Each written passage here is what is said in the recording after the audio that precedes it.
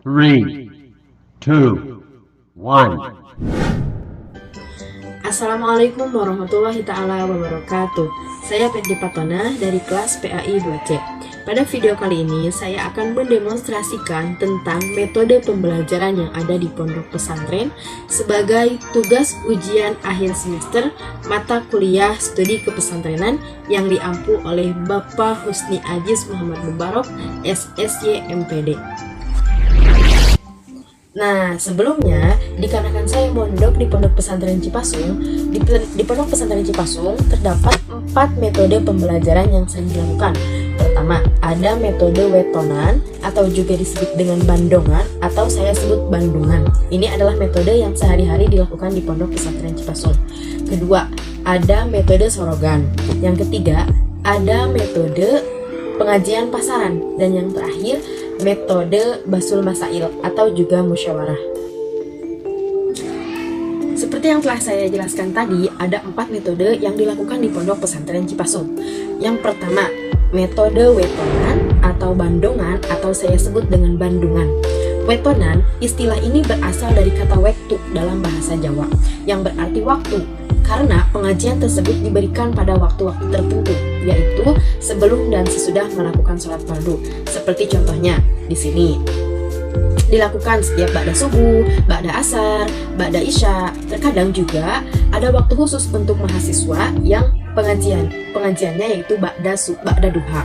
Metode ini merupakan metode kuliah di mana para santri mengikuti pelajaran dengan duduk di sekeliling kiai.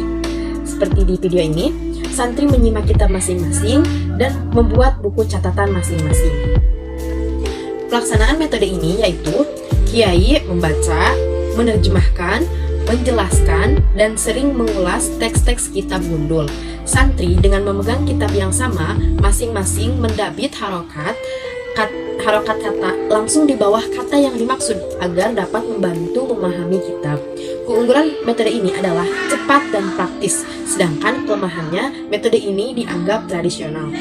Yang kedua adalah metode sorogan. Sorogan berasal dari kata sorog dalam bahasa Jawa, berarti menyodorkan, karena setiap santri menyodorkan kitabnya di hadapan kiai atau penggantinya. Di sini sering disebut dengan badal.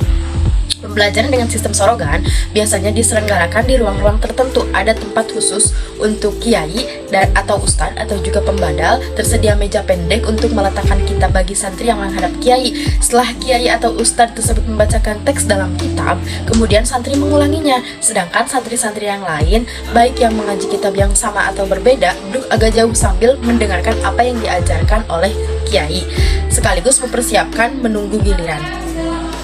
Inti dari metode sorogan adalah berlangsungnya belajar mengajar secara tatap muka antara kiai, ustadz, atau pembadal dengan santrinya. Keunggulannya metode ini adalah kiai atau ustadz secara pasti mengetahui kualitas anak didiknya. Kelemahannya adalah metode ini membutuhkan waktu yang sangat lama. Yang ketiga adalah metode pengajian pasaran. Metode pengajian pasaran adalah kegiatan belajar para santri melalui pengkajian materi tertentu pada seorang kiai atau ustadz yang dilakukan oleh sekelompok santri dalam kegiatan yang terus-menerus selama waktu tertentu. Pada umumnya dilakukan pada bulan Ramadan selama setengah bulan, 20 hari, atau juga selama 1 bulan penuh, tergantung pada banyaknya kitab yang akan dikaji. Metode ini lebih mirip dengan metode bandongan, tetapi metode ini lebih mengutamakan adalah selesainya kitab yang dipelajari. Jadi metode ini yang menjadi titik beratnya adalah terletak pada pembacaan, bukan pada pemahaman sebagaimana pada metode bandongan. Yang keempat adalah metode musyawarah atau disebut juga dengan basul masail. Metode ini adalah metode pembelajaran yang lebih mirip dengan diskusi atau juga seminar. Beberapa santri atau dalam jumlah tertentu membentuk halakoh yang dipimpin oleh kiai atau ustadz untuk membahas suatu masalah yang telah ditentukan sebelumnya. Dalam pelaksanaannya, para santri dengan bebas mengajukan pertanyaan atau pendapat. Hal-hal yang menjadi perhatian adalah kualitas jawaban yang meliputi kelogisan, ketepatan, kualitas referensi, dan juga bahasa yang disampaikan mudah dipahami oleh santri yang lain. Sekian penjelasan tentang metode pembelajaran di pesantren. Mohon maaf bila ada kesalahan, mudah-mudahan bermanfaat, khususnya bagi saya, umumnya bagi kita semua. Wallahul muwaffiq ila aqwamit thoriq. Wassalamualaikum warahmatullahi wabarakatuh.